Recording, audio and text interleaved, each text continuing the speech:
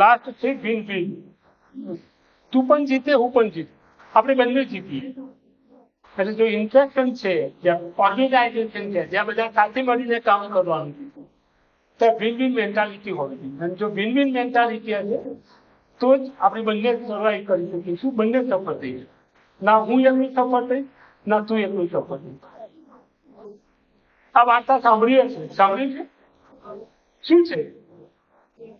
શું હોય છે વાર્તામાં? કાચબું અને સસલું એમ કોઈ વાર્તા આવતી શું હોય છે? રેસ લગાવવાની છે. સસલાભાઈ દોડી જાય છે, પછી એમ લાગ્યું કે ઓવર કોન્ફિડન્સ કહી શકીએ. સસલા આરામ કરી લઉં, પાવર નેપ લઈ લઉં. કાચબાભાઈ શું જીતવાના? સુઈ ગયા. કાચબાભાઈ ધીમે ધીમે ધીમે કરતા ટાર્ગેટ સાથે ડેસ્ટિનેશન સુધી પહોંચી ગયા અને જીતી ગયા. આ અહીંયા સુધી તો બધા સાંભળીએ છીએ કહાની, વાર્તા સાંભળેલી. એટલે ક્યાં છે કે slow and steady in the race, ધીમે ધીમે ચાલીએ પણ કન્સિસ્ટન્સી સાથે ચાલીએ તો જીતી જઈશું. ત્યાં સુધીની મોરલ એ છે, કન્ક્લુઝન. હવે ટ્વિસ્ટ આવે છે.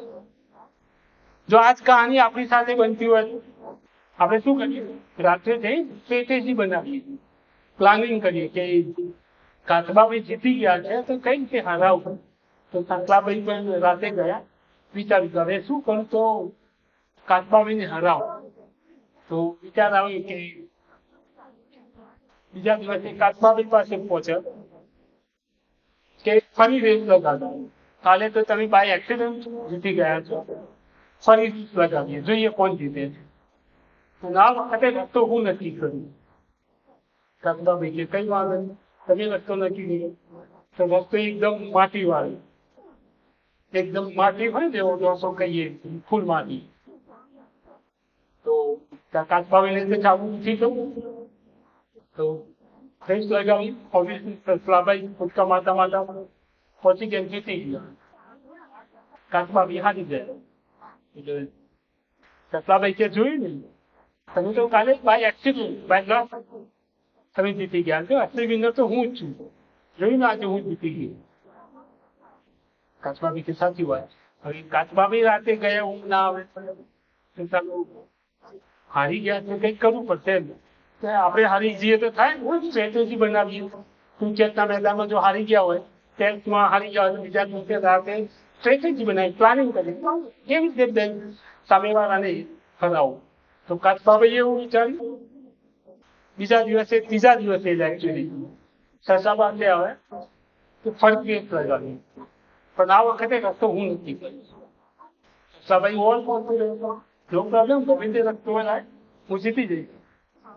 તો કાચબાભાઈએ રસ્તો એવો પસંદ કરેલો કે આગળ તળાવ આવે, નદી આવે, પાણી આવે. ચાલવાનું થયું, તળાવ પાણી હોય ત્યાં સસલું ના ચાલી શકે. કાચબાભાઈ ફટાફટ કરતા ડેસ્ટિનેશન સુધી પહોંચી ગયા. કાચબાભાઈ જીતી ગઈ. કાચબાભાઈ કે ક્યાં છે તમારી સ્કીલ? આજે તો હું જીતી ગઈ. નક્કી એવું થયું કે જો પાણી વાળો રસ્તો હશે તો કાચબાભાઈ જીતશે, માટી વાળો રસ્તો હશે, રફ રોડ હશે, રફ રસ્તો હશે તો સસલાભાઈ જીતશે. કે એવું કરી આપણે બંને ભેગા થઈશું અને જ્યાં માટી વાળો રસ્તો છે ત્યાં હું સસલાભાઈ ક્યાં તમે મારા ઉપર બેસી જજો, હું ત્યાં ચાલી જઈશ. તળાવ આવે તો હું તમારા ઉપર બેસી જઈશ, તળાવમાં તમે ચાલી જજો, તો આપણે બંને જીતી જઈશું. એટલે કહેવાનો મતલબ એવું કે લાઈફમાં એવું તો જરૂરી નથી કે રફ જ રસ્તો હશે. તમારું પસંદ, તમને જે પસંદ છે, તમારો જે ફેવરિટ રસ્તો છે એવું જ મળશે, એવું તો છે જ નહીં. એટલે કિલની સિચ્યુએશન હોય છે કે આપણે બંને ભેગા છીએ અને કામ કરીએ તો જીતી જઈશું, તો જ શક્ય બનશે. એટલે કોઈ બી જગ્યાએ હોઈએ, દરેક વખતે પરિસ્થિતિ આપણા અનુકૂળ નહીં હોય. ક્યાંક આપણી લિમિટેશનો હશે, કાંક આપણા સાથે જે કલીગ કામ કરશે એની લિમિટેશન હોય છે.